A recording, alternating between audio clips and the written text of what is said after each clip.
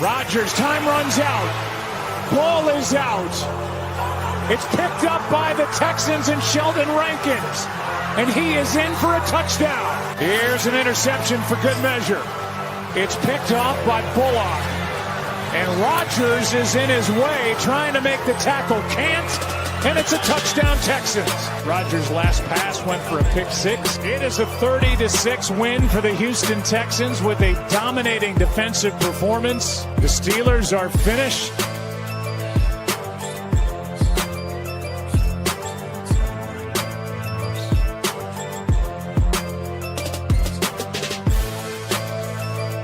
Does that say what I think it says? Wait a minute, can I double check that? Wait. We're free. We're free. Mike Tomlin is resigned. Ladies and gentlemen, drop the beat, baby. Here we go. Here we go.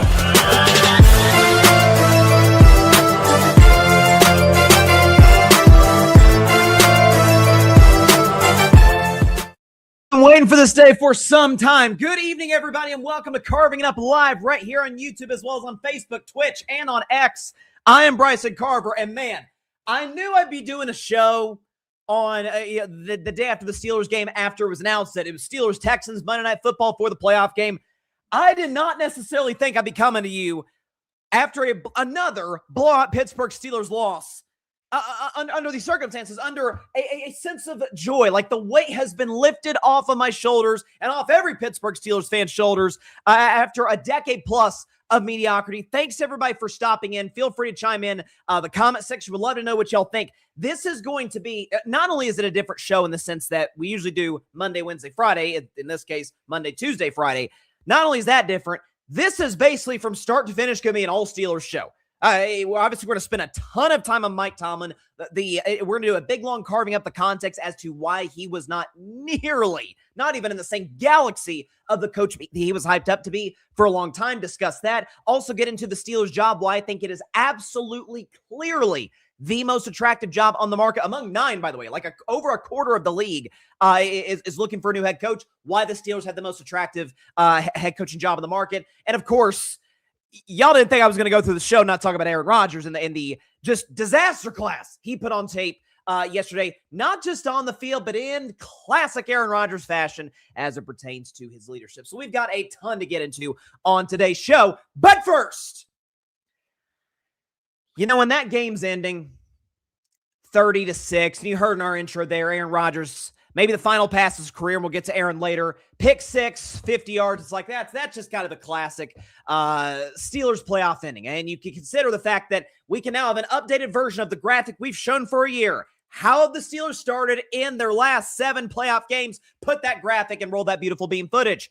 2016, I almost never bring up 2016 because that Patriots team went on to win the Super Bowl against Atlanta, down 36-9. In the AFC Championship game. 2017 at home, down 21-0 to Jacksonville. 2020 down 28-0 at home to the Cleveland Browns. 2021 down 35-7 to the Kansas City Chiefs. 2023 down 21-0 to the Buffalo Bills. Last year, 2024, a team you always play close games with, the Baltimore Ravens. Nope, down 21-0 in this spot. And of course, albeit it got late before it got to this point, but still down 30-6 to the Houston Texans at home. And so I'm thinking, man, I'm going to come into the show today, yell and scream about Tomlin, rip Aaron Rodgers. I'm still going to rip Aaron Rodgers. Don't make no mistake about it. And it's just going to be second verse, same as the first for the Pittsburgh Steelers, until I hear the news. And I'm thinking, Not so fast, my friends. Mike Tomlin has resigned as the head coach of the Pittsburgh Steelers after 19 seasons. He released a statement. Steelers released a statement. He won a Super Bowl there in Pittsburgh in 2008, went to another one in 2010. And this is kind of the perfect opportunity to, first of all, celebrate. We may not have won. Our season might be over, but for the long-term prospects for the Pittsburgh Steelers, folks, it's a black and yellow Tuesday. Black and yellow, black and yellow, black and yellow, black and yellow. Indeed it is. So, with that all being said, we've done plenty of Mike Tomlin carving up the context segments over the last, I'd say, year, maybe a year and a half on the show. Like, yeah, he's a good coach, but he's not like, people are acting like he's the same galaxy as like an Andy Reid or a Sean McVay or Shanahan or like even the coach he faced yesterday. He doesn't look to be as good of a coach as DeMeco Ryans. who's done a fantastic job in Houston with that defense. But this is an all-encompassing, carving up the context about the career, with respect, the overrated career of Mike Tomlin with the Pittsburgh Steelers. So, as the head coach of the Colorado Buffaloes, primetime Deion Sanders says, "Give me my theme music."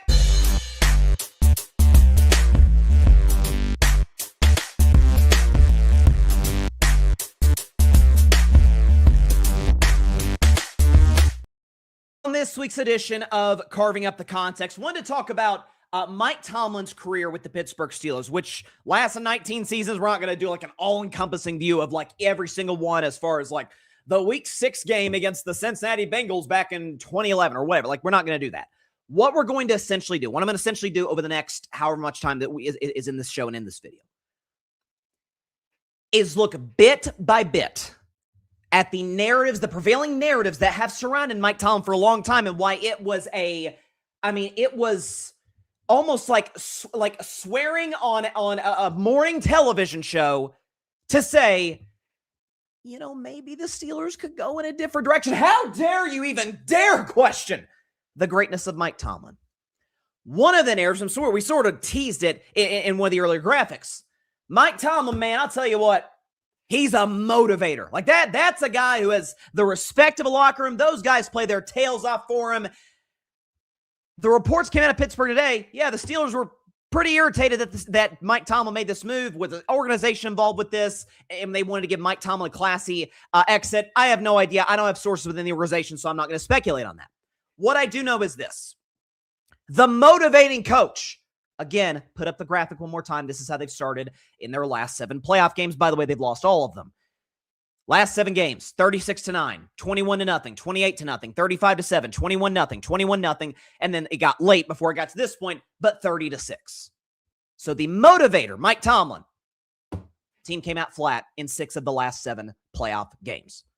And in the second half of this game, they got shut out by Houston 23-zip. And also, too, if you look at something that Mike Tomlin is, a list that he's a part of, that people may not think of him being in this discussion. Because you think, hey, Steelers, 3 head coaches since 1969. You've had Chuck Noll, you've had Bill Cowher, you've had Mike Tomlin. 3 coaches since Richard Nixon became president. But when you get down to it, Mike Tomlin was a good. Did Mike Tomlin mess with my mic here? We're back. Mike Tomlin was a good coach who, by and large, underachieved with the Pittsburgh Steelers. Let's show this graphic. The longest losing streaks in NFL history for head coaches. Put that graphic up, because Tomlin has lost more games in a row than any coach in history outside of Marvin Lewis, who he is tied with. For those that are listening to the show, Steve Owen with the New York Giants back in the day, 1939, 1950. We're going pre-Super Bowl era. He lost 6 in a row. So did Jim Morris Sr. Playoffs?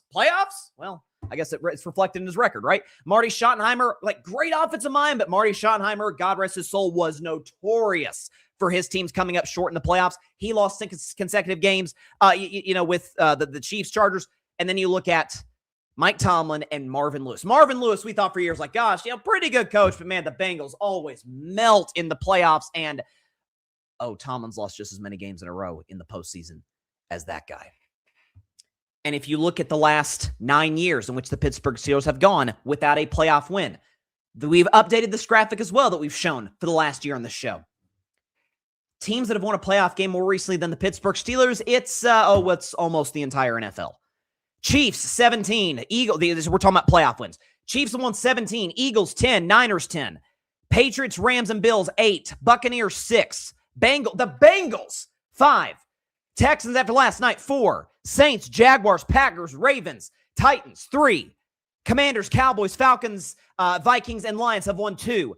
And then the following teams, the Browns, who did it against you, by the way, the New York Football Giants, the Chargers, the Colts, the Seahawks, and now as of Saturday night, the Chicago Bears. All of those teams have won a playoff game more recently than one Mike Tomlin. And by the way, it also extends because the Steelers Steelers gave up 30 points in part because of Aaron Rodgers.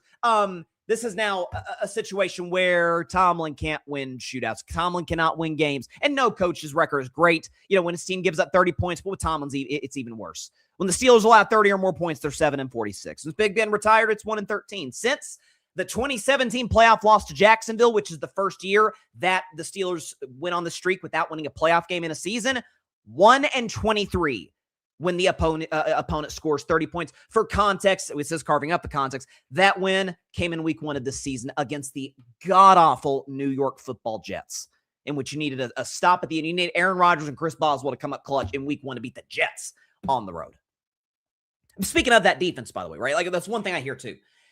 Mike Tomlin, I'll give you, he doesn't value offense, doesn't really value the quarterback position that much. More on this later. But I'll tell you what, that's a defensive guy. That is a defensive coach that, interesting. The Steelers for 5 years in a row have been the highest paid defense in football. Why don't we look and see where they ranked in the last 5 years? Because they've never been in the top 10. So they've invested on that side of the ball since 2021 through 2025, when they were the highest ranked defense in the league, or highest paid defensive league. 24th, 13th, 21st, 12th, and this year, highest paid defense in football. TJ Watt, Cam Hayward, you brought in Jalen Ramsey, you got all these guys. 26th ranked defense in football. Worst fourth quarter defense in the entire league this season. On average, gave up 10 points a game in the fourth quarter of the season. By far the worst in the NFL. I think I could be wrong on this, but Doug Clawson, I hope I'm not misquoting, he put a stat on social media that it's like the worst among playoff teams in NFL history, giving up over 10 points per fourth quarter. So, no, Tomlin's not a good defensive coach.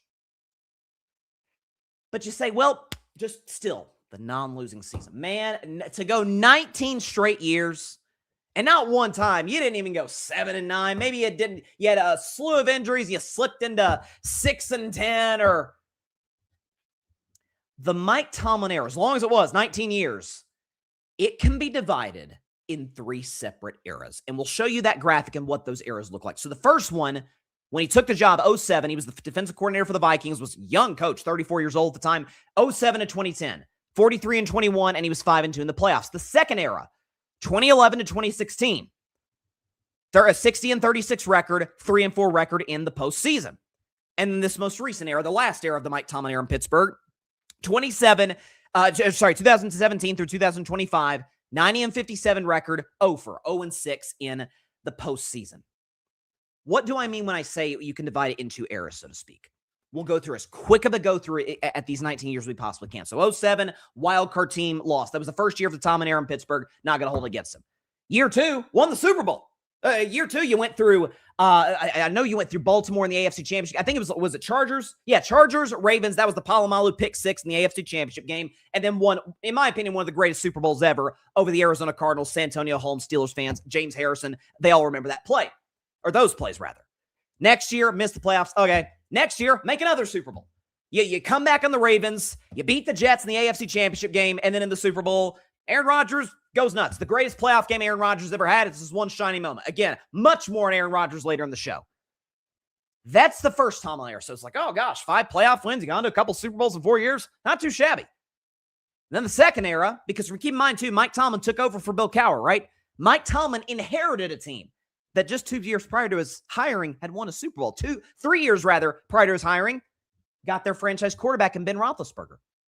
So as the Cowher era sort of fades and it gets into Tomlin's own time as being the Steelers head coach with no shadow of Cowher, 2011 to 2016. What happened in those years? What happened in Big Ben Roethlisberger's prime years of his career? How did the Steelers do? Well, I'll tell you how they did. In 2011, they had the best defense in the NFL. Best pass defense, best overall defense, and best scoring in defense. And they gave up 29 points and lost to Tim Tebow, the guy who legitimately could not throw a 4 pass on a consistent basis. Threw for over 300 yards, multiple touchdowns, and the Broncos hung 29. The 8-8 Broncos, by the way, hung 29 in the Steelers. 2012, 8-8. Losing record in 1-score games, missed the playoffs. 2013, 8-8. Started 0-4 that season, missed the playoffs. 2014, you're back in the playoffs, win the division, and you get blown up by double digits at home against your arch rival Baltimore Ravens. So that's 4 years of wasting Big Ben's prime. 2015, 10-6. You snuck into the playoffs thanks to a New York Jets collapse in Week 17. Sorry to remind Jets fans of that loss against Buffalo back in the day, Week 17. You sneak in as the 6th seed. It takes Cincinnati, Jeremy Hill, Vontaze Burfict, and Pac-Man Jones literally imploding to lose that game. The Cincinnati Bengals losing that game to Pittsburgh, and then you go on the road in Denver and lose to the eventual champion Broncos. 2016, Steelers win the division again.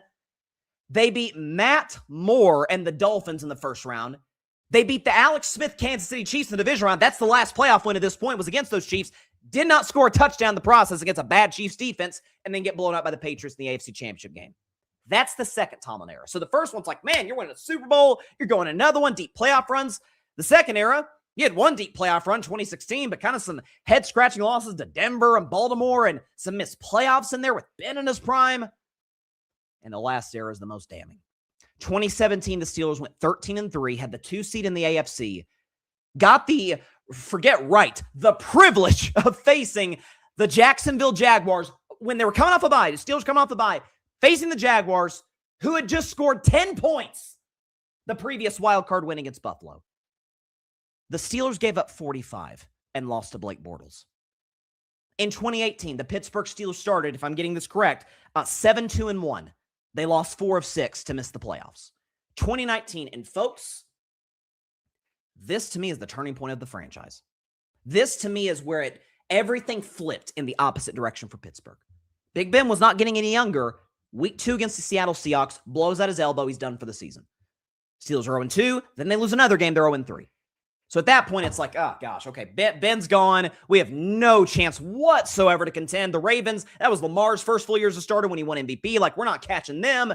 This is a down year, lean year, rebuild year. Hey, fans trust Tomlin. Fans trust the front office. We can have a down year. It happens in the NFL. All right, nobody's perfect. And Mike Tomlin, and you cannot convince me otherwise, in order to preserve the non-losing season, gives up the 2020 first-round pick the Steelers would have had for Minkah Fitzpatrick. By the way, an excellent player.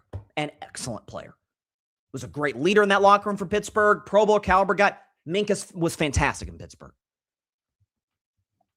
Did you know that following draft, by the way, the Steelers finished 8-8. So they got that non-losing record, right? Missed the playoffs.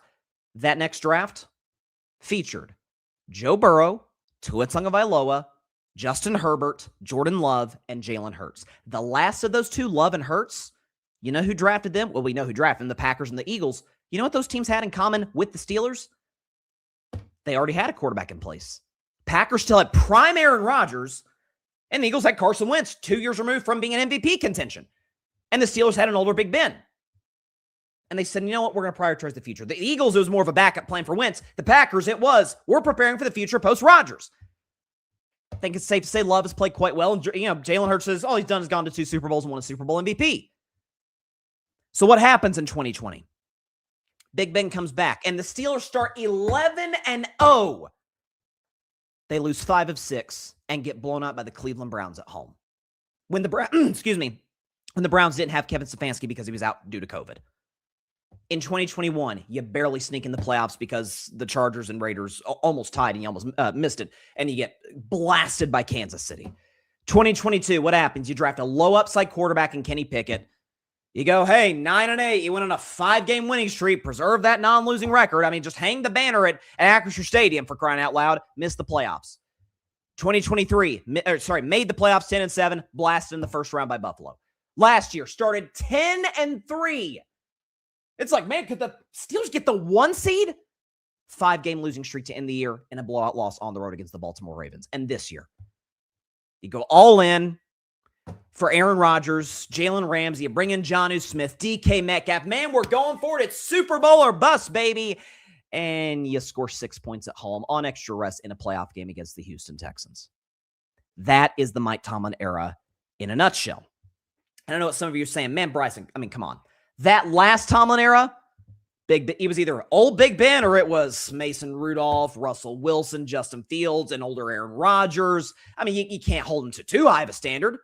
I mean, are you really expecting them to just go nuts in the playoffs or to even win a playoff game or to be competitive in a playoff game? That's not fair. Look how bad or how mediocre some of those quarterbacks are. Okay. Did you know since the Pittsburgh Steelers' last playoff win, which came, by the way, when Barack Obama was still president, think how long ago that was. Did you know in that span, Blake Bortles beat Ben Roethlisberger.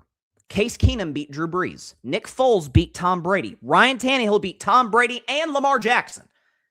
Jimmy Garoppolo beat Aaron Rodgers twice. Also in that span, Blake Bortles almost beat Brady. Skylar Thompson almost beat Josh Allen. Tyler Huntley almost beat Joe Burrow. And just last week, Bryce Young almost beat Matthew Stafford. This idea that, I mean, if you don't have a quarterback, you can't even be competitive. You're just going to get shellacked in the playoffs year after year. I'm not asking you to go on a deep run, but some of these guys were going to AFC championship games.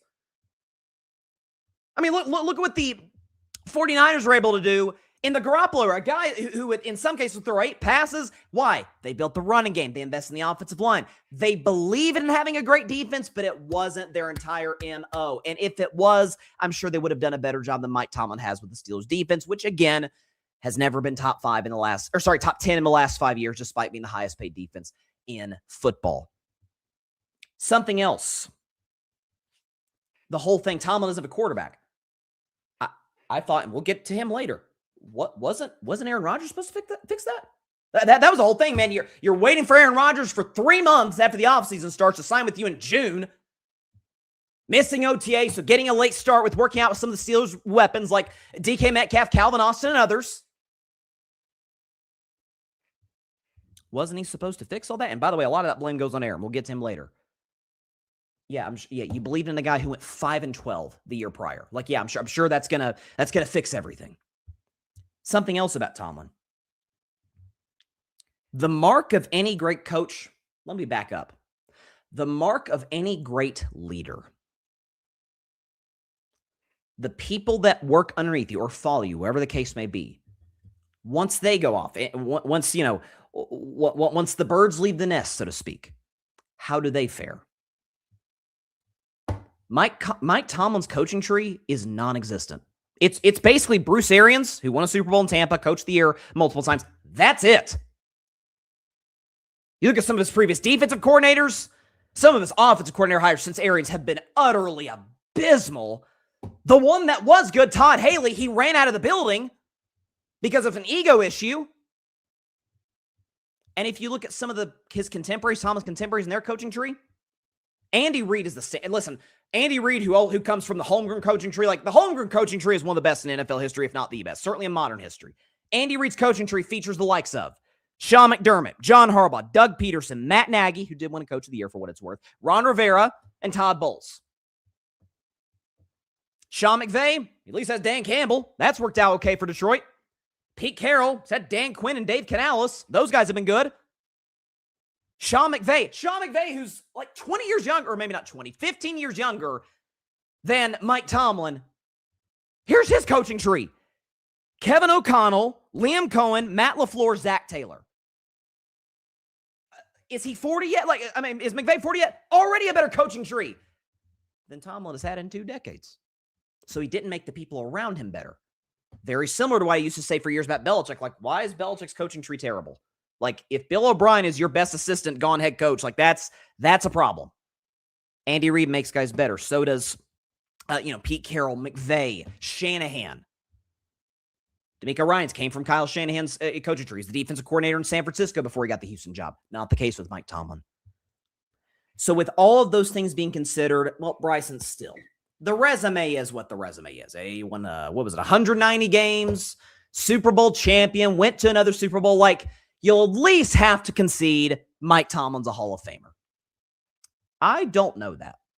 Now, I think he'll probably get in. It'll be a travesty if he gets in the first ballot, but I think he'll get in. I won't be up in arms about it. What I am telling you is it is an argument if Mike Tomlin should get a gold jacket or not. We like to play a game on the show many, many times throughout the year. That looks familiar. It's basically our version of blind resume. Go and put up the blind resume. So here's Mike Tomlin's resume, and there's mystery coach. So Tomlin, 1 more season, 1 more playoff appearance, same amount of division titles, a little bit better winning percentage, far worse playoff record to this guy. Would you like to guess at who the coach on the right is? And see if you think Mike Tomlin, whose resume is identical to this guy, See now if you think Mike Tomlin's a Hall of Famer. Can we go and put up that coach? Mike McCarthy. Yep. Better playoff record. Same amount of division titles despite one less season. Only one fewer playoff appearance, again, in one less season. Anyone considering Mike McCarthy, anyone fitting Mike McCarthy for a Golden Jacket in Canton, Ohio anytime soon? Like, I've always said, I think McCarthy's a pretty good coach. Like, he's won 12 games multiple times in Green Bay and Dallas. Like, he's been okay. Mike Tomlin's resume is identical to Mike McCarthy. And if nothing else, and we'll get to the Steelers' coaching candidates in a few minutes. Moving on, or they didn't move on from Mike Tomlin. They may have, and they may have given Tomlin the out to say, hey, we'll let you be able to leave on your own terms, so to speak, which I agree with. That's a classy move of the organization. I respect it. But Mike Tomlin's exit also signifies and puts to an end the idea of you can be a Super Bowl contender playing 2005 football, and you just can't. Heck, I would argue Tomlin himself never won in that regard. Yeah, those Steelers defenses early on were excellent, but he had Big Ben. He had some excellent offenses. And as time went on, as offenses evolved, wasn't quite as productive, was he? Was getting blown out. Not once, not twice, not 3 times, not 4 times, not 5 times, not 6 times, 7 times in a row in the postseason. Longest losing streak of any coach in the history of the NFL in the playoffs. So on this week's edition of Carving Up the Context, not only was it time, folks, it's been time. It's been time for the Pittsburgh Steelers and Mike Tomlin to part ways. For the record, all the reporting, Schefter was the first on this. Tomlin probably takes a year off, goes into television, and he will almost certainly get a head job in 2027. By the way, he's earned that right. You're telling me of some of the candidates out there that Mike Tomlin's not better than any of them? Sure he is. Of course he is. He's not a bad coach. He's just not this, top 5 easily in the NFL. The standard is the standard. No losing seasons. What do they have to show for that?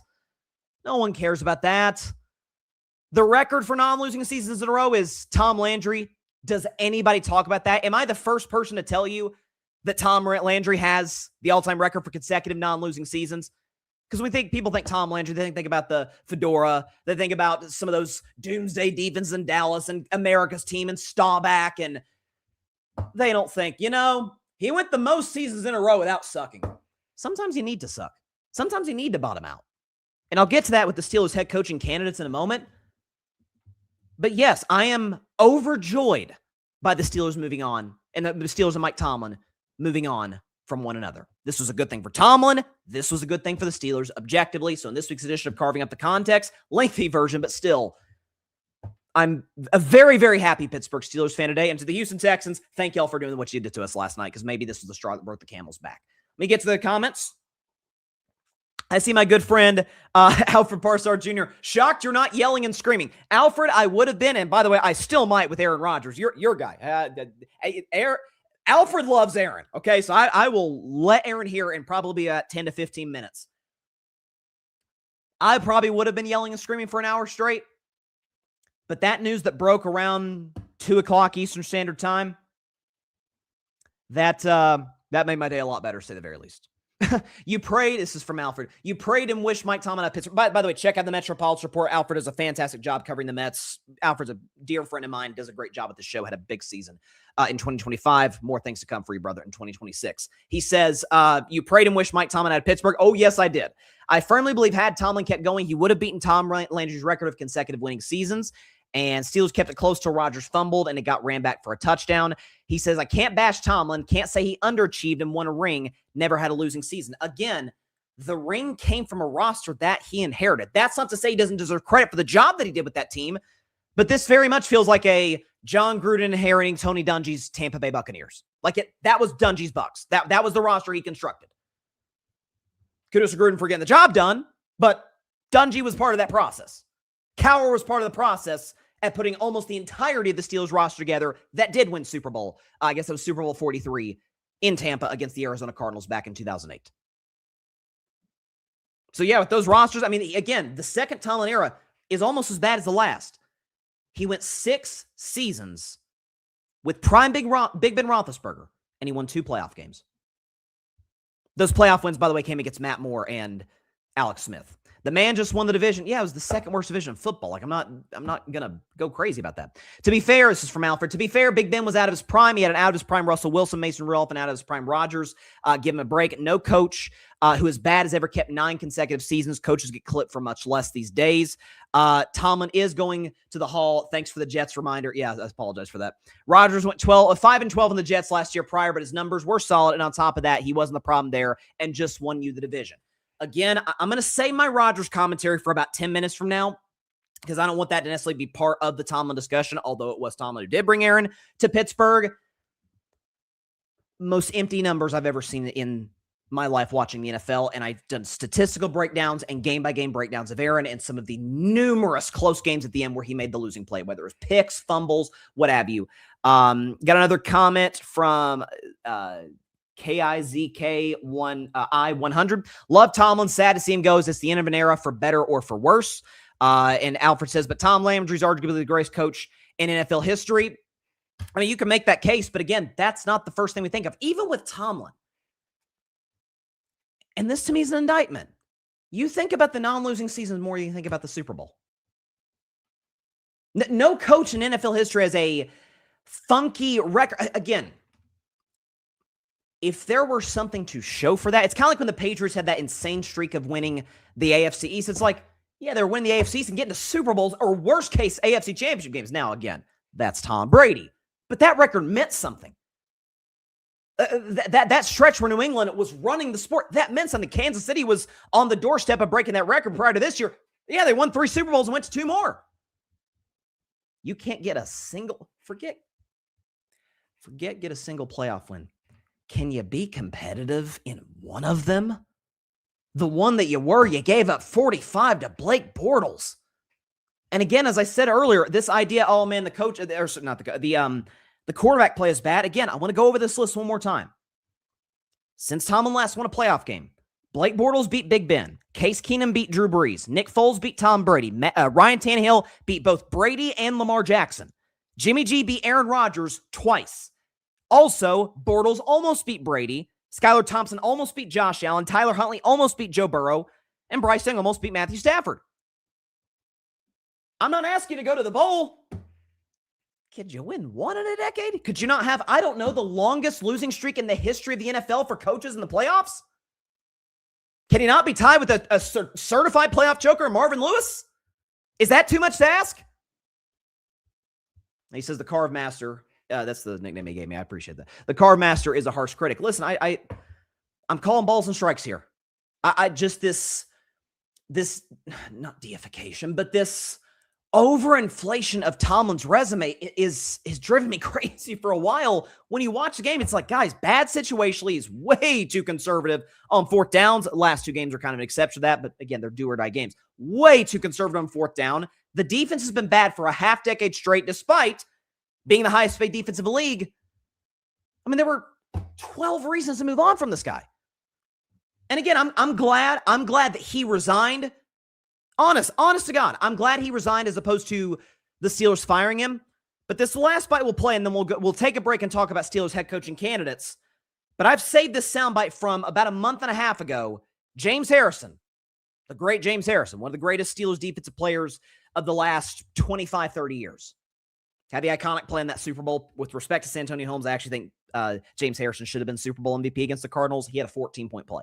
Saved a touchdown and then ran one back in the same play. Regardless. James Harrison played under this guy for a long time. His definition of what a great coach is, this is from about a month and a half ago on his podcast with Joe Hayden. Take a listen to James Harrison. And as much as I hate to say this, I have never been a person that thought Coach Tomlin was a great coach. A good coach gets you to play to your potential. And right now, the players we have on that team, I have seen play. I know they can do it. Mm-hmm. I have seen them do it, and they're not playing up to their potential. And a great coach gets you to play beyond your potential. And I know the Steelers historically don't move on from coaches. But I think it's time that history be made. Now, history was not made in that regard because they didn't fire him. And again, I'm glad that wasn't the case. If there were any ways for Mike Tomlin to part with the Steelers, this would have been my number one choice. He leaves on his own volition, and he's going to be exceptionally successful in television. I mean, look at Bill Cowher's predecessor. Bill Cowher's been great for CBS for 20 years. He can be successful on television and or go to another culture. And again, sometimes it's okay for a coach in a well-run franchise to part ways. Look at Andy Reid and the Eagles. Honestly, look at Andy Reid and the Eagles. Both parties have been great for the long run because of that split. If Andy Reid had still been in Philly, I'm not sure they have a ring by now. Honestly, I really don't. Eventually, a voice runs hollow. So there you go. And by the way, people saying, oh, the Steelers didn't have talent. I mean, just last year, they were tied for second in Pro Bowlers. Like, they've had stacked rosters and have underachieved. We're going to take a 1-minute break on Carving Up Live. Again, this is an all Pittsburgh Steelers show. Spent the first half hour dissecting Mike Tomlin's coaching career. When we come back, potential candidates for the Steelers, why I think it is absolutely among the 9 jobs available, why it is absolutely the best job on the market. And then we will talk about Aaron Rodgers because there's a lot to say about last night, about this season, and about the last few years about this particular player. Talk about all that in just 1 minute on Carving Up Live. Don't go anywhere, folks. We'll be right back.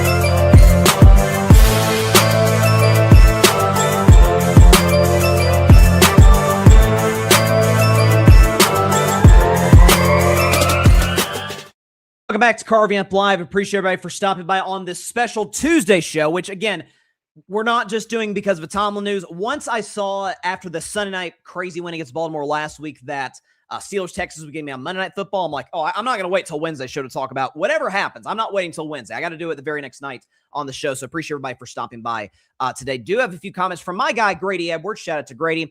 He says, Tomlin is a really good coach, in my opinion. Hall of Famer as well. You're a bit harsh on him, understandably, because of the last few years. His legacy in Pittsburgh will age quite favorably, in my opinion. Tomlin, in a lot of ways, is George Seifert without the Carolina Panthers stint, but a better version of that. Let's go back to your first comment, Grady, because none of what I've said is to say Mike Tomlin is a bad head coach. Like, a bad head coach is Brandon Staley, like a guy who was just in over his head, like Freddie Kitchens. I mean, like, those guys were awful head coaches. Mike Tomlin's nowhere near that discussion.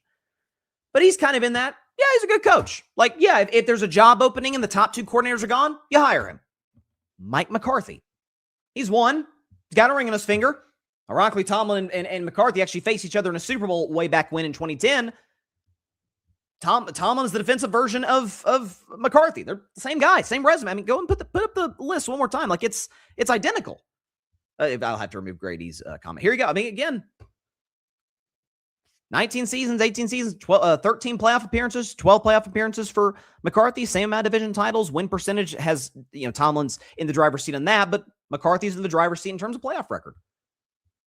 Like, that's the reality of it. So, and something else too, if I can bring this up. Hold on. Okay, honestly, I think I forgot what I was. Oh, no. Oh, that's right. Shout out to Johnny. It was on the JV. If you haven't checked out the JV show, check his stuff out. Really, really good stuff. I was on his show. He was very kind to have me on last night after the Steelers game. And, one of the things I said to him, and I said it on Instagram immediately after the game, for those that say the Steelers should have brought Tomlin back, my question to you, and this is what I would have said had the Steelers not moved on from Tomlin, or had they, I keep saying that, they parted ways. My question would have been, for those that think Tomlin should have come back, what about next year leads you to believe, or what about this coach would lead you to believe that next year was going to be any different from the last 9? What? I mean, what scenario could come to place where it's, okay, yeah, it's probably time to move on? Like, do they have to have that first non-losing, or do they have to have that first losing season? Is that what's going to take? Because again, what has he accomplished in this stretch since 2011, since that playoff loss to Tebow? He's won twice in the playoffs. So we talk about no playoff wins in 9 years, 2 playoff wins in the last 15 years. This is the Pittsburgh Steelers we're talking about. This is just the franchise with 6 Super Bowls, tied with New England for the most. Are you trying to get to banner number 7 at Acrisure Stadium? Or are you just trying to keep a streak that, let's be honest, no one really cares about going? Sometimes it's okay to... Prime example. Look at the New England Patriots. Greatest dynasty in league history for 20 years. Brady gets forced out. A couple of rough years. Belichick, in my opinion, kind of got exposed a little bit. The Mac Jones years. Then you bring in Gerard Mayo, and that's a disaster. But you got this young quarterback in Drake May you like. You bring in a good coach in Vrabel. Look at New England now. Look at how Elliott Wolf's done a good job in the draft. They built a good receiving core. They've built a good defense over the last couple of years. It's okay to bottom out and get a top 5 pick. It really, really is.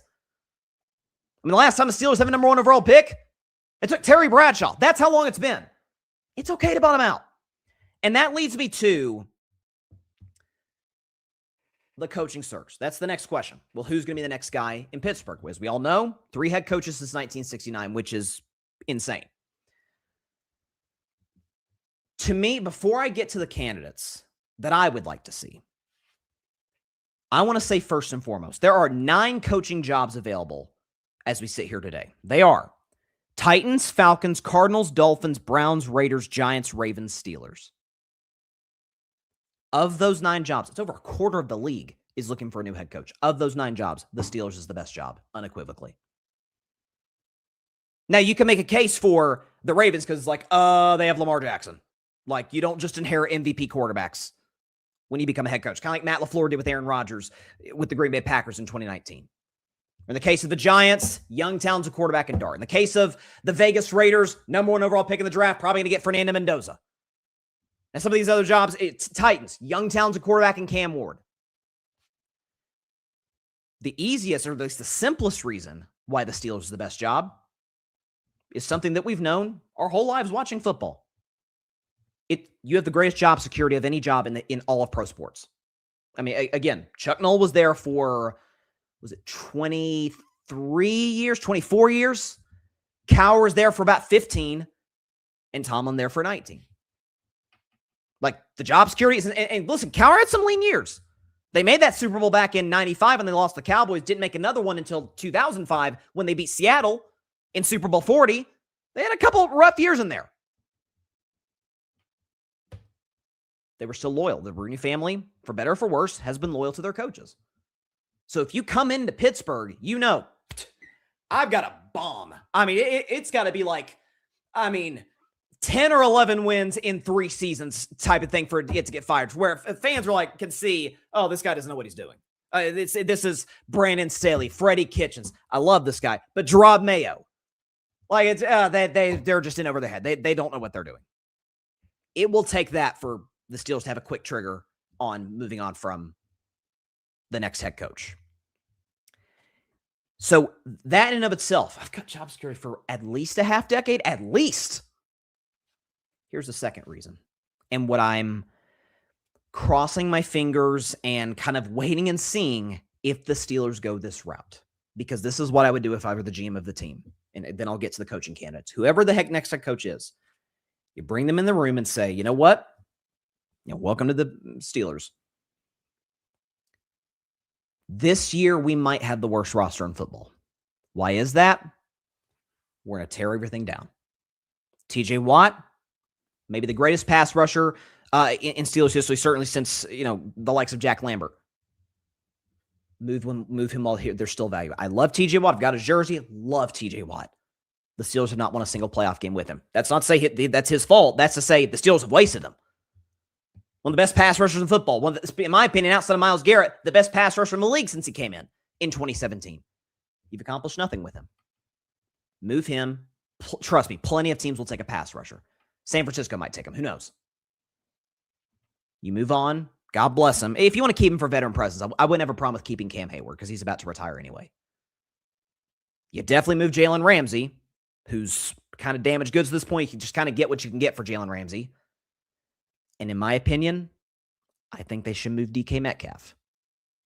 Because DK Metcalf, it will sort of be this, a little bit of a Mike Tomlin cloud in the sense of, that's one thing I didn't mention earlier about Tomlin. Man, he had a tendency of putting up with some pretty high drama receivers. I mean, you can just go down the list. Antonio Brown, Chase Claypool, DK Metcalf, George Pickens. I mean, just go up and down the list. Deontay Johnson. DK Metcalf almost cost the Steelers their season before they got into the playoffs with the incident in Detroit. Couldn't keep his temper. Seattle Seahawks fans know that was an issue there. This can be a high-character organization. Yeah, we can put up with personalities, but not to where you're actually costing us games. That's why the Steelers moved on from George Pickens. Basically, move your 4 best players. And when you do, you will be one of the worst teams in the NFL.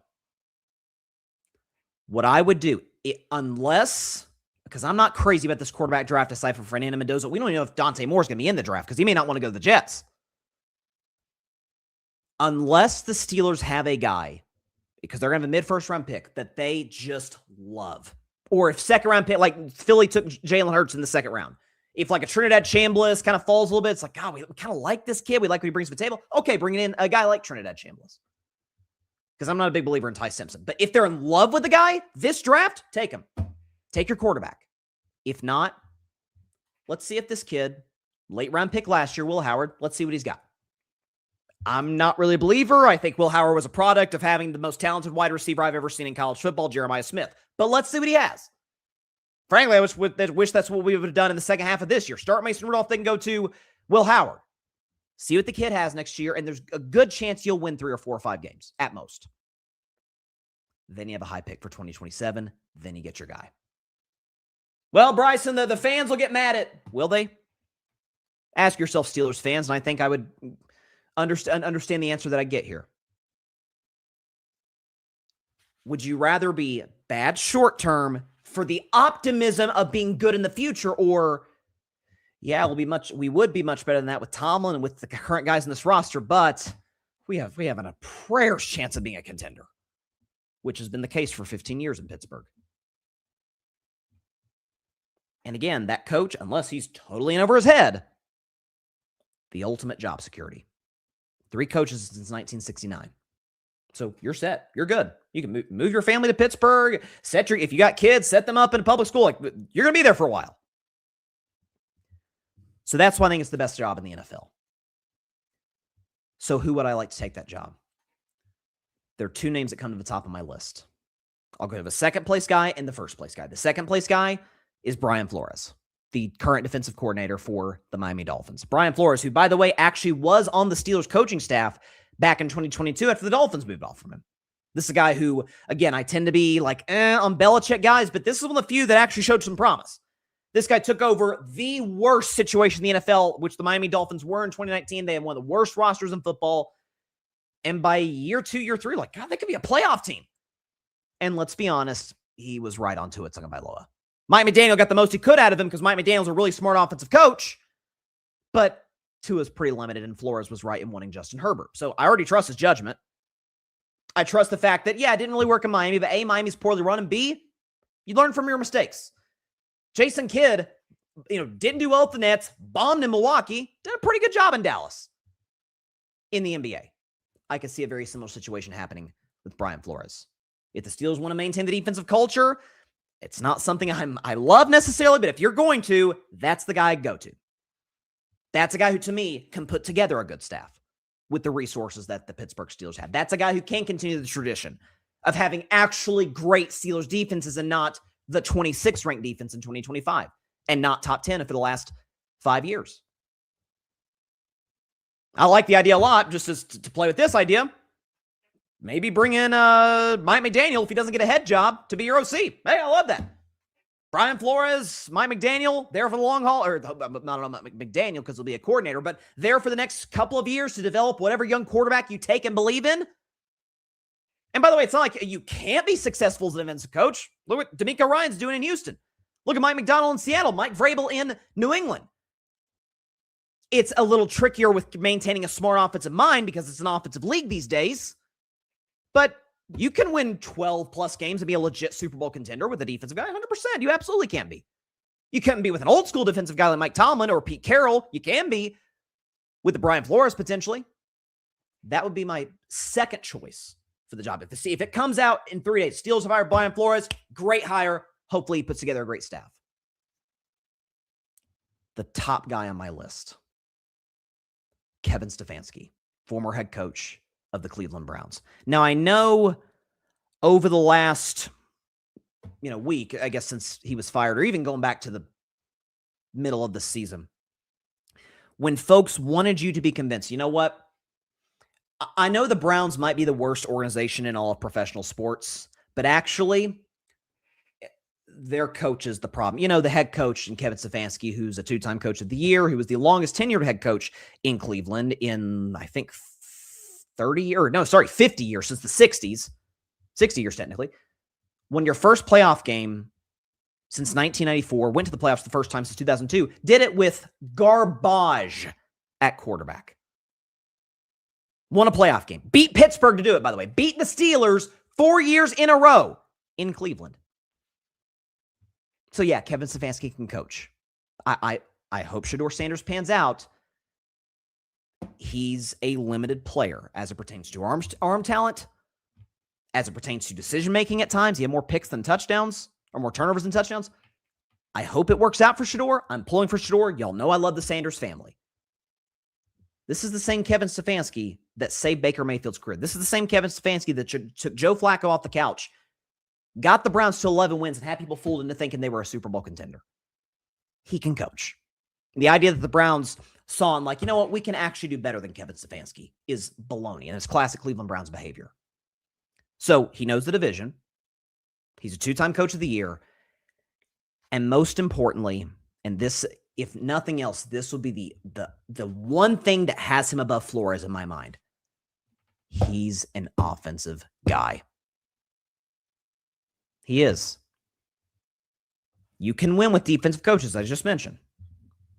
But by and large, the great coaches in this league, the most successful coaches, they tend to be on the offensive side of the football. Andy Reid, Sean McVay, Kyle Shanahan, Sean Payton, go up and down the list. Dave Canales with the Carolina Panthers, look what he did there. Liam Cohen in Jacksonville.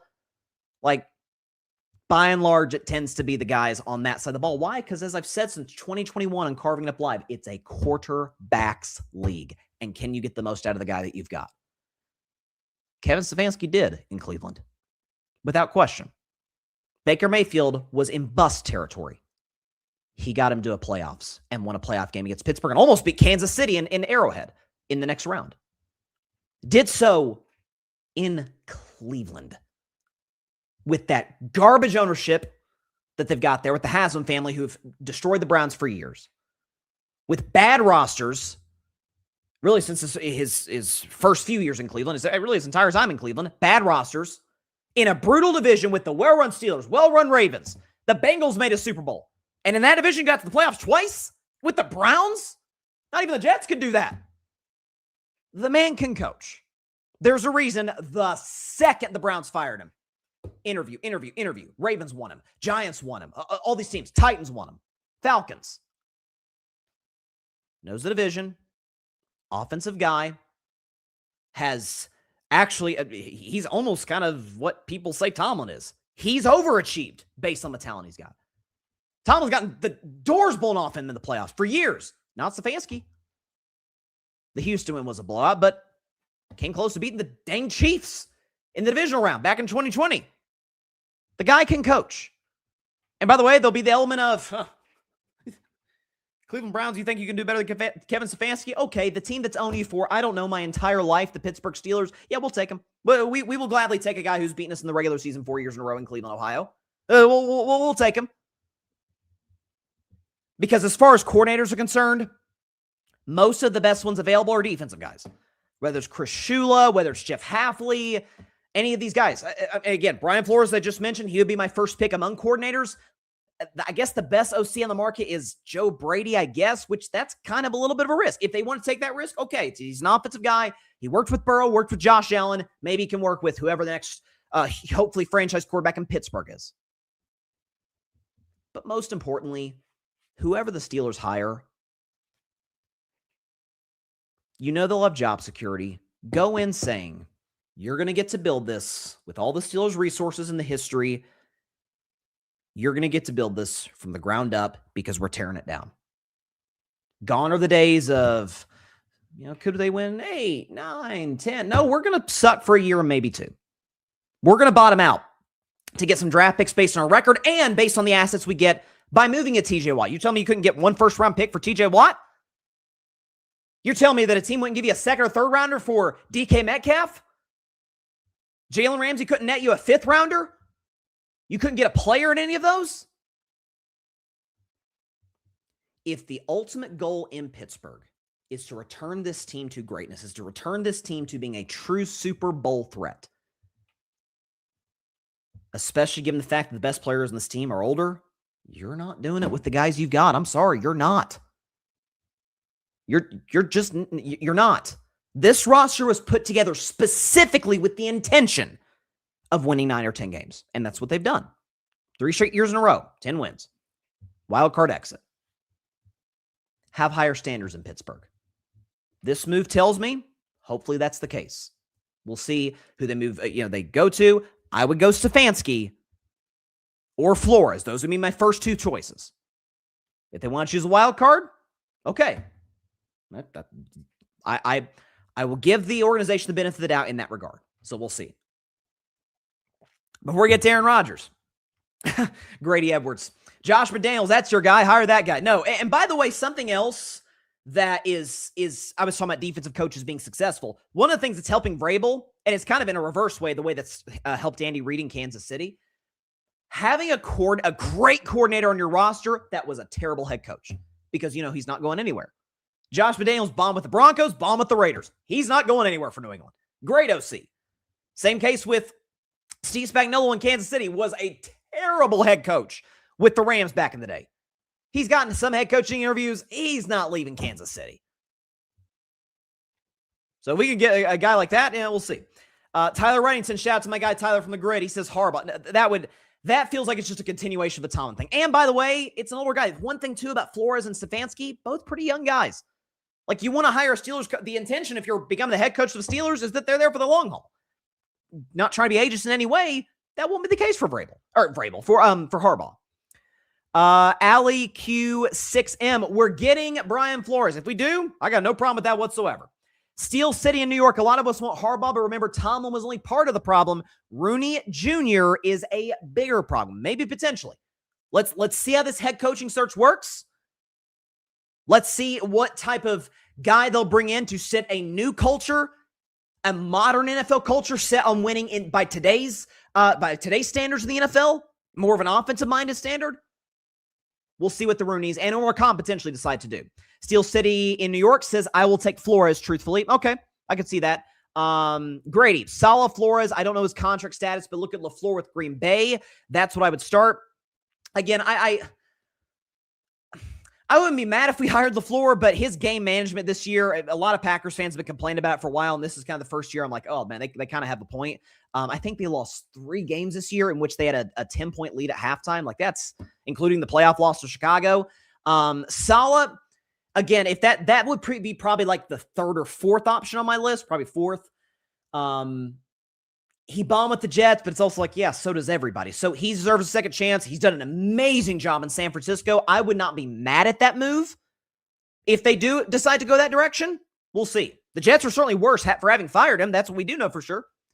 Grady, it's an unspoken rule, but Pittsburgh can't go after John Harbaugh. Neither can Baltimore go after Tomlin. Well, not only do I think the Steelers aren't going to go after Harbaugh, the Ravens actually can't go after Tomlin because Tomlin resigned, he has 2 years left in his deal. So this happened with Sean Payton in New Orleans. The Saints traded Sean Payton to Denver. So like, this is kind of a nice little long-term thing for the Steelers, like they could get assets for Tomlin too.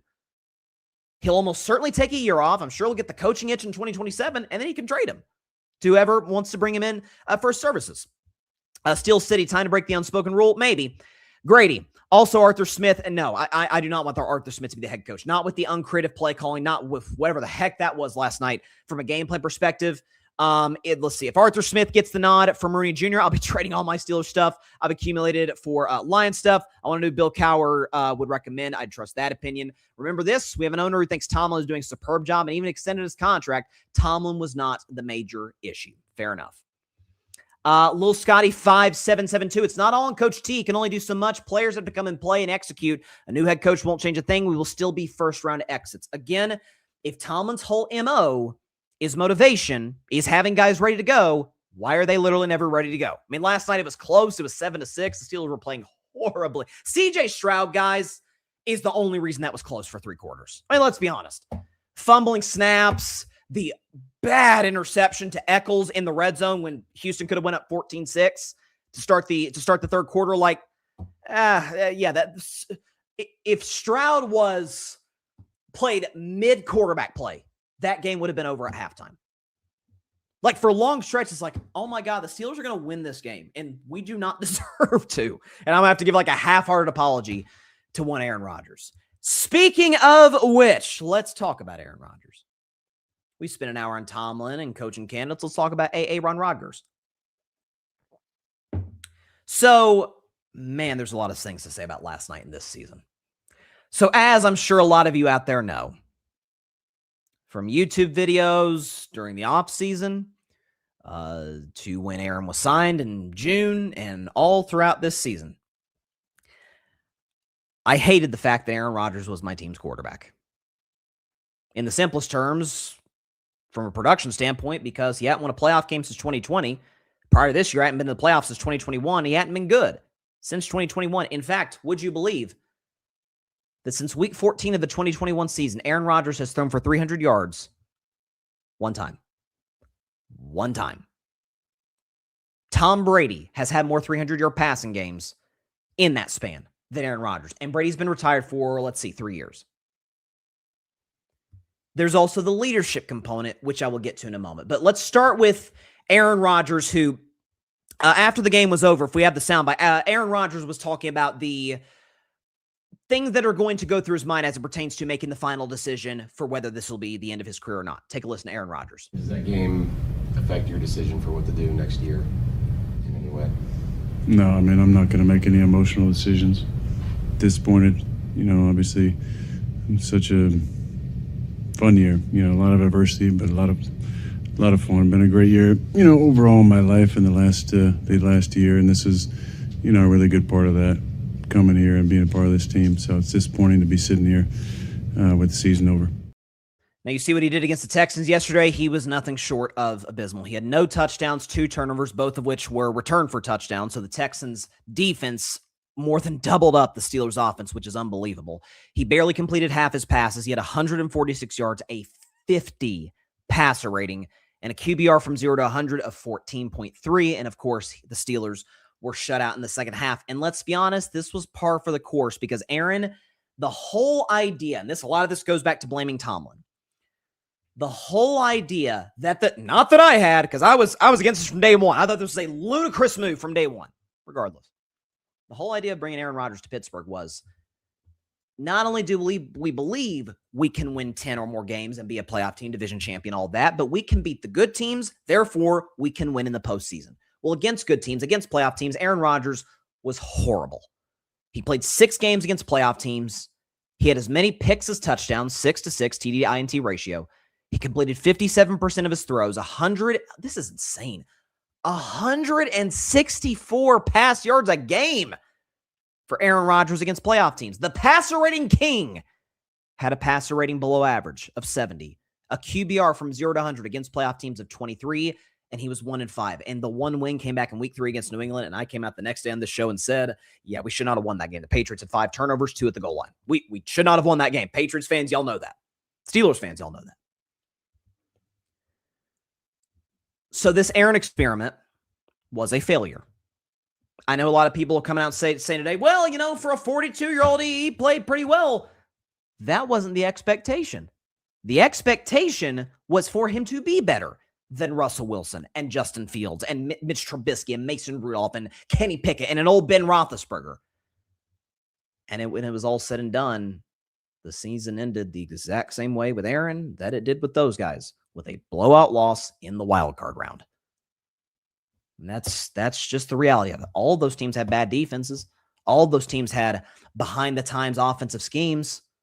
Some of those teams had old quarterbacks, i.e. an older Russell Wilson who couldn't move the way that he used to, and Big Ben Roethlisberger couldn't move at all.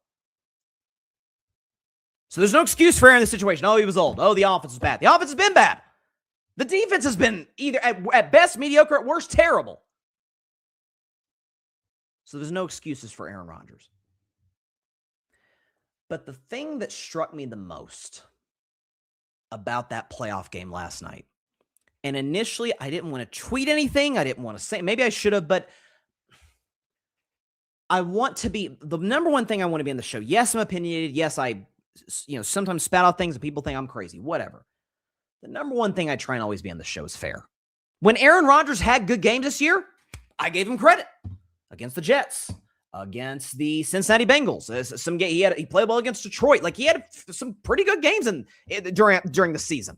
His bad games were awful. His good games, pretty solid. So I'm going to be fair in my analysis of Aaron and of anybody. But the number one thing I've criticized him for his entire career, and we will do a look at Aaron's career when it is officially over, when he does come out and say, I'm done, my career's over, and he'll be a lock to be in Canton in 5 years. But the number one thing that has plagued this man, he's an atrocious leader. Maybe his fans will come out and say, his fanboys will come out and say, well, I mean, there's a few teammates, they say they love him, and the Steelers teammates that got along with him. Based on my experience from a distance, read the book by Ian O'Connor about Aaron Rodgers, seeing what teammates have said, Aaron is the type of guy that can be, from a distance, from what I can observe, seems like he can be quite charming in a one-on-one interaction. Like, I saw the video of him and the guy Rodgers Realm, who's very popular on Instagram. Like, that was a wholesome moment. That was really cool. Aaron at golf tournaments, chill dude. He's from California. He's from Malibu. He's a chill dude. He's the last guy you want in your corner when you face adversity. He's the last guy. Why do I know that? Well, a number of reasons, but in this game last night, DK Metcalf, he missed the last 2 games due to suspension. He comes back, so he's amped. He's ready to go. The Steelers are getting the ball in his hands early. Aaron Rodgers is. Late first quarter, it's 3-0 Steelers. We're barely into the football game. Aaron throws a pass to the right sideline to DK Metcalf, and he just straight up dropped it. Hey, no other way to say it. He dropped it. He got 1 target the rest of the game. The guy who's the only reason that people thought Pittsburgh's offense could do anything against that vaunted Texans defense. Aaron said, out of principle, he's not getting the football. Just like out of principle, in the season opener in 2022, the first play of Christian Watson's career, deep ball down the right sideline, a perfectly thrown ball, and Christian Watson just had butterfingers and dropped it. He did not get targeted until the 4th quarter. Mercedes Lewis, in Aaron's last playoff game back in 2021, Mercedes Lewis, Packers are up. I think it was like 7-0. He throws Mercedes Lewis the ball, good veteran, well-respected player in the league. And he fumbles. He messed up. He screws up. Hurts the Packers. Doesn't get targeted the rest of the game. Aaron has a tendency, out of principle, out of ego, out of the fact that he is a sorry leader, to tank an offense for his own hubris. We saw it just 2 weeks ago. DK Metcalf out. The division is on the line. Not only is the division on the line against the Cleveland Browns, the 3-12 Cleveland Browns, mind you. If you win this game, that game next week against Baltimore means absolutely nothing. What does that mean? You can sit all your starters and they're fresh for the playoffs. No DK Metcalf. Myles Garrett's going for the sack record. Did you notice what Aaron Rodgers was doing? I mean, he would take the snap. I mean, Aaron got the ball out of his hands quickly this year. Throwaways, when sometimes if he stood there for 1 more second, maybe could make a play downfield, but he was not going to risk being on Myles Garrett's Hall of Fame tape. NFL players who are in media now watch the film and are like, yeah, he was trying not to. Now, no one's trying to get sacked, but sometimes you just got to eat it. Like you do. Joe Burrow, the play that Garrett sacked him last week for the record, he kind of just had to eat it right there. A throwaway would have been risky because maybe we would have gotten tipped at the line of scrimmage. Sometimes you just got to eat it. You don't have to be Favre with Strahan and take the sack intentionally, basically. Tank the offense out of principle. Didn't throw the ball to Christian Watson because of one drop in the first play of the game back in 2022, week 1 against the Vikings, out of principle. Didn't do it with Mercedes Lewis in a playoff game, out of principle. DK Metcalf, the only guy in the Steelers offense that Houston's like, hey, we got to watch that guy. Make sure number 4 doesn't go off. One mistake, one target the rest of the game. That's all I need to know about Aaron Rodgers. And of course, as is predictable as always, you saw Aaron throughout this game, be it with Arthur Smith, be it with his receivers, his offensive line, yelling at guys, cussing guys out, rolling his eyes, exasperated, slumping the shoulders, hands on hips, not making eye contact. Like it's the same old thing that we have seen throughout this guy's career. When it's not going well, he's not in your corner.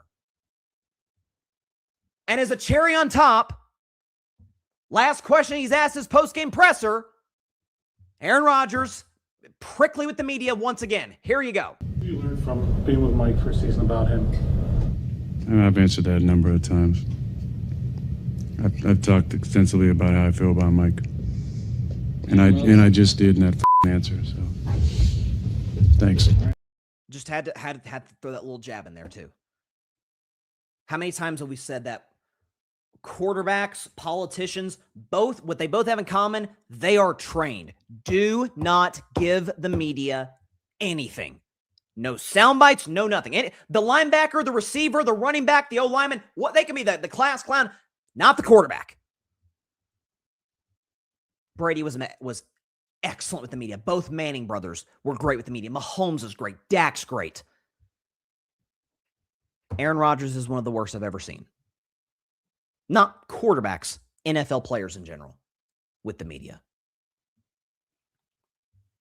And he's an atrocious leader, which is more important than that. And I found an answer because he was asked about Mike Tomlin. And what starts out as a Tomlin defense turns into this guy's behind the times too. Aaron Rodgers, when discussing Mike Tomlin and his future from last night with the Pittsburgh Steelers. About a minute long. Take a listen to Aaron. I mean, this league has changed a lot in my 21 years. You know, when you hear conversation about the Mike Tomlins of the world, Matt LaFleur's of the world, those are just two that kind of I've played for. And when I first got in the league, there wouldn't be conversation about whether those guys were on the hot seat. You know, but the way that the league is covered now, and the way that there's snap decisions and the validity given to the Twitter experts and all the experts on TV now who make it seem like they know what the hell they're talking about. To me, that's an absolute joke. And for either of those two guys to be on the hot seat is really apropos of where we're at as a society and a league. More than that, though, when you have the right guy and the culture is right, you don't think about making a change. But there's a lot of pressure that comes from the outside, and obviously that sways decisions from time to time, but it's not how I would do things and not how the league used to be. Yeah, the league wasn't as well run as it is now. There are legit knocks on quarterback development. Tom Brady's talked about that. Aaron, there's been other coaches like, man, quarterbacks aren't quite as refined now as they used to be when they came into the league. Fair criticism. As far as how the NFL does business, it's way better run today than it used to be. It's a safer league. I got my problems with officials. It's better officiated now than it used to be.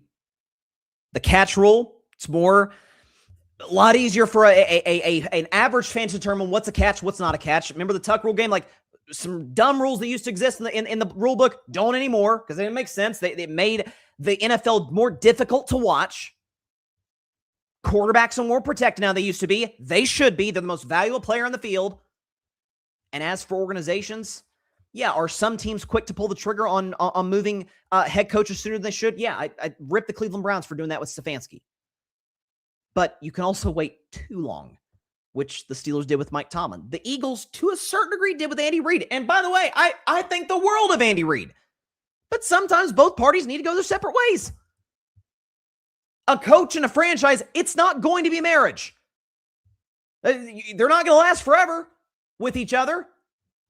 Sometimes it does end kind of ugly. Even with players, like Tom Brady, a losing record his last season in the NFL. Kobe Bryant was as inefficient as ever his final season in the NBA. Shaq was unplayable his last year in the NBA. Like, this happens. It doesn't last forever. And so Aaron, and by the way, the one thing I caught in there what Aaron said, he was talking about when the guys set the culture. Aaron, don't tell me anything about culture when you're the guy who left the Packers culture for the Jets culture because you wanted more power. I don't want to hear anything about culture from you from here on out, especially when you were the singular toxic force in a locker room for almost your entire career. When you have a Greg Jennings, who is a productive player and a wide receiver in Green Bay, Greg Jennings comes out about, 7-8 years ago and says, yeah, my last year in Green Bay, week 1 against the 49ers. Packers didn't extend my contract. A Niners DB walks up to me like, man, they didn't extend your contract. That's crazy. He's like, man, yeah, you know what it is. Aaron walks over. Y'all can have him. And walks away. Aaron Rodgers, who his whole career, when things aren't going wrong, it's become Michael. I've compared to Michael Scott from The Office with his expressions that he'll have to the camera on the side. He has the presence of mind to always know where the television cameras are. Making it clear to America and the world. Guys, I just want y'all to know that drop, that missed assignment by the offensive line, that penalty, that play call, guys, not my fault. Just want America to know that. Not my fault. Aaron Rodgers is the classic guy who points fingers, not thumbs, and has been his entire career. And so we will do if and when Aaron does decide to retire, and my guess is that he will. If and when Aaron Rodgers does decide to retire, we will do a look over his entire career. Just like I've said we're going to do with Travis Kelce. I like to do that with all-time NFL legends, which, by the way, Aaron indisputably is one. You cannot make a case that the man is not one of the 10 greatest in the history game, that he's not maybe the most gifted thrower of the football ever. That can be true, and also, he was a horrendous leader. We have 20 years documented of this. I don't even think Aaron's a bad guy. I like Aaron as a human more than I like Brett Favre. But he wasn't a good leader. His whole career. Packers, Jets, Steelers, same thing. It's kind of fitting the game into the way that it did last night, right? With pick 6. So, and I want to make this clear, not for Aaron's career, but for his time in Pittsburgh, good riddance. Because as always, and through multiple times this season, particularly against playoff teams, You done messed up, Aaron! time and time again. And that's been the story of most of his career. Got a bunch of comments here. What do we got? Let's see. He was talking about Aaron Rodgers. Grady's talking about Aaron Rodgers. I think he's your long-term answer. Next 2 to 3 years, easy. I'm just kidding. I think he met my expectations this year. This year went for you guys exactly how I thought it would. Exactly what the ceiling was, Grady. Like you're 100% right. Like this team could not have been any better than it was. And part of the reason I expected that was because of Aaron's 42. Like that, I'm not expecting to be prime Aaron Rodgers. That's not fair. But if his expectations and the Steelers was be competitive in the playoffs, they failed on that. They did. Grady, I'm glad Aaron Rodgers got to go out on okay terms without at least going to the playoffs. I can't imagine a scenario where he returns next year. I would be stunned. I would be shocked. I really would. Because you got to remember, this past offseason, the Steelers were the only team that wanted him. That was it. The teams that needed quarterbacks, but preferred either we're going to have a bad year at quarterback or we're going to draft one like the Titans or the Raiders or a team like that, the Jets, who obviously moved on from Aaron Rodgers. They said, no, we're good.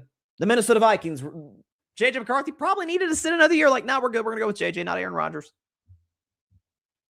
So here we go.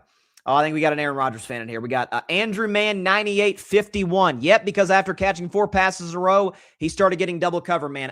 Listen, Let's look at, I would like to see the film again because my guess is DK Metcalf was getting double cover, was getting attention the whole game. And by the way, he had multiple one-on-one opportunities going deep down the field, and either Aaron missed him or Aaron got the ball in his hands because he was terrified of getting sacked. Aaron Rodgers is a bad leader now? Yes, he absolutely is. Steel City, New York. Okay, already. Yes, watching the game last night was like playing a Little League game, getting your butt kicked, and your whole family was watching. No question. And Grady says, and he didn't beat Tom Brady in the NFC Championship game out of principle. I really respect that about the guy. Thank you so much, A-Rod. Yeah, Grady's a Patriots and a Panthers fan, but obviously a big Brady guy. And so like it's, again, we'll go over the career, particularly the playoff career of Aaron Rodgers post Super Bowl in 2010, whenever he does decide to officially hang it up, which that may not come till April. I mean, like I could see us being 2 weeks away from the draft and he just randomly goes to McAfee. Guys, I'm done. Like I could see him doing that, which that's his right to make the decision whenever he wants. It's his call. Let's see. Grady. Bryce, you have to admit it was pretty funny when he burned the Jets in a good organization he played with. Oh, yeah, he absolutely did. And he said the only organizations he mentioned were Green Bay and Pittsburgh. Yeah, we weren't able to get that soundbite. He did mention that. Like, it was a privilege to play in Pittsburgh and Green Bay, two of the most iconic franchises in the National Football League. He did not mention the Jets. He shouldn't have mentioned the Jets. With that also being said, because we know the Jets culture is absolutely toxic and has been for a long time, mostly almost entirely because of Woody Johnson. Let's not act like Aaron Rodgers wasn't the guy who was going on McAfee and ripping players for other teams. Like he wasn't going out there and accusing people of being on the Epstein list. Like he wasn't, going to the media the way that he was and talking about, I probably heard the red line no less than 7 times when talking about Mike Williams and just letting America know that interception at the end was not his fault. It was Mike Williams' fault against the Buffalo Bills in week 6 last year. So like Aaron does deserve, again, the Jets are a terribly run franchise. That can be true. And also Aaron played part in that distraction. Andrew says, Aaron is a great leader. No, he's really not. And rightfully so. Doesn't like the media. The media tried canceling Rodgers over COVID. He should just give them the finger. Okay. Again, as I've said, go and put that comment back up. I've said this so many times on the show when discussing the COVID issue and I've been immunized and all that. Do you think Aaron Rodgers was the only player in the NFL, A, to not get vaccinated, and B, tell the world he did not get vaccinated? Kirk Cousins didn't. I'm almost certain Lamar Jackson didn't. Kirk Cousins, Lamar Jackson, pretty beloved guys around the NFL. And that was a different time, and COVID was a very weird period in this country, and there were things that the government got right and things the government got really, really wrong. That's fair to say without question.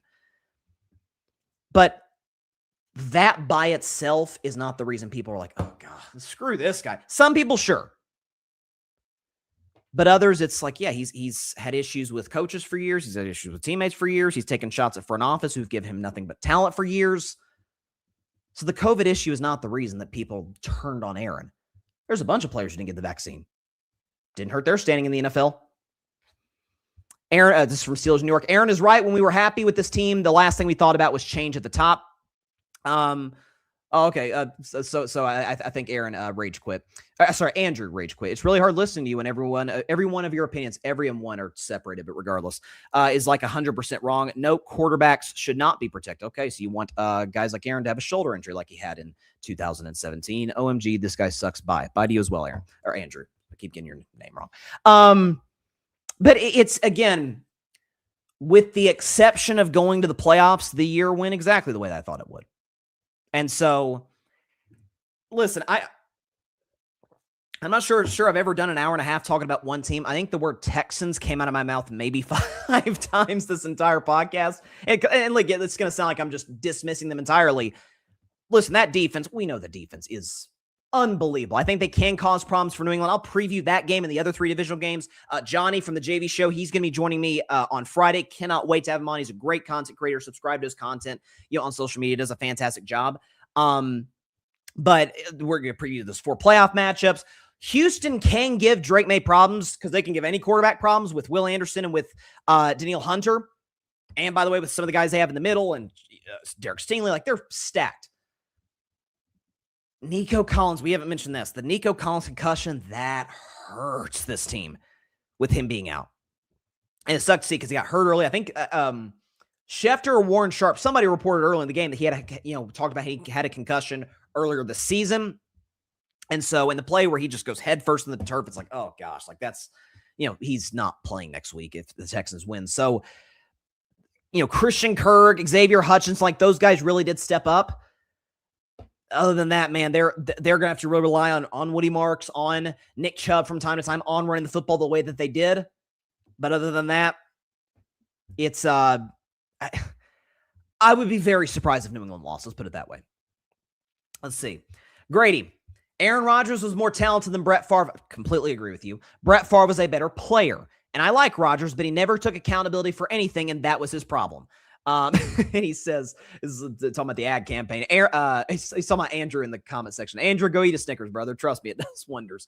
Yeah, I see the commercials. Like, you can't get mad if you're eating a Snickers bar. Listen, there's trolls in the comments from time to time. It happens. But to your previous point, though, he's indisputably more talented than Favre. Favre was the classic. If you had to say gunslinger, Brett Favre's first name that comes to mind. Like, everybody thinks the interceptions were high, the crazy backyard football plays. I mean, Brett Favre once said, how long? I forgot what the exact quote was, but he didn't know what a nickel defense was until he was like a vet in the league. Like, reading defenses was not his specialty. He wasn't exactly Peyton Manning at the line of scrimmage. He was kind of just going off a feel, and he was quite good at it. He was a Hall of Fame quarterback doing what he did. Super Bowl champion, 3 straight MVPs. No one's done that, since. I still would take Aaron. Now, if we're talking playoffs, then I'd probably go Favre. Although Favre did throw 2 game-losing interceptions in an NFC Championship game. So that I haven't looked at their playoff comparisons. I know Favre obviously went to multiple Super Bowls, which Aaron did not. But you could also say, yeah, but Favre had Mike Holmgren, who's one of the most underrated coaches ever in my mind. You can make any of those cases for any of those things. But if you ask me who I would build my franchise around, I'd choose Rodgers just because of his intelligence of line of scrimmage, because he can make all the throws of the books, because he didn't make mistakes. I would go with him in that regard. If you want to take Favre, I can't knock you. But also Aaron does have more MVPs, the longevity. He was more consistently healthy than Favre. So that's because of how Favre played. Like, it's a legit debate. I would give Aaron the edge there. But and Grady says it's really close whether you want to pick Brett or Aaron Rodgers. I have no problem if you want to pick Rodgers. It's razor thin. There's no question about it. And if you want to say Favre's peak was higher than Aaron's peak, you can make, he won 3 straight MVPs. You can make that case. Won a Super Bowl, went to another one the following year. And that's the one thing too. And again, we're going to save this for when Aaron actually retires, whenever that may be. And kind of a look at his entire career, carving up the context about Aaron's whole career.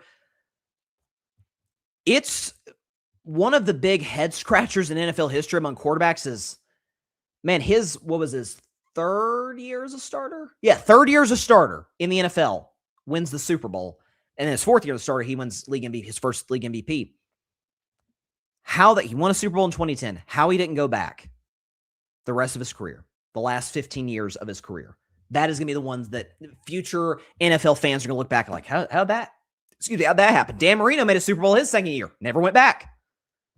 NFL's a harsh league sometimes, man. It really, really is. So, Aaron indisputably had a phenomenal career. Like, I'm not trying to bash his resume because it's pretty darn phenomenal. At the same time, on the field, in the locker room, less than things to be desired. And as Grady said, never took accountability for anything. All right. I just spent an hour and a half talking all Pittsburgh Steelers, and this was honestly like a great therapy session for the show. Obviously, plenty of these clips are going to go on social media, YouTube, IG, TikTok, YouTube Shorts, the whole bit. So very, very excited about that, putting stuff on social media. That is all the time I have for today's show. Appreciate everybody stopping by as always. Be sure to catch Carving Up Live on Friday again, because we did technically Wednesday's show today. No show tomorrow. We'll be back on Friday at 6 p.m. Eastern, 3 p.m. Pacific time, right here on YouTube, Facebook, Twitch, X, and likely on Instagram for that stream as well. Gonna have my guy Johnny from the JV show. Check out his content on YouTube. He does great NFL stuff. He'll be joined as a big Bills fan. He'll be coming on the show to preview Bills, Broncos. You got Rams, Bears, Texans, and Patriots, and then you've got 49ers versus Seahawks. We'll preview all 4 of those matchups and talk about whatever else is going on in the world of sports. We'll see you then. Hope everybody has a great week. Please continue to stay safe out there. God bless y'all. Peace out.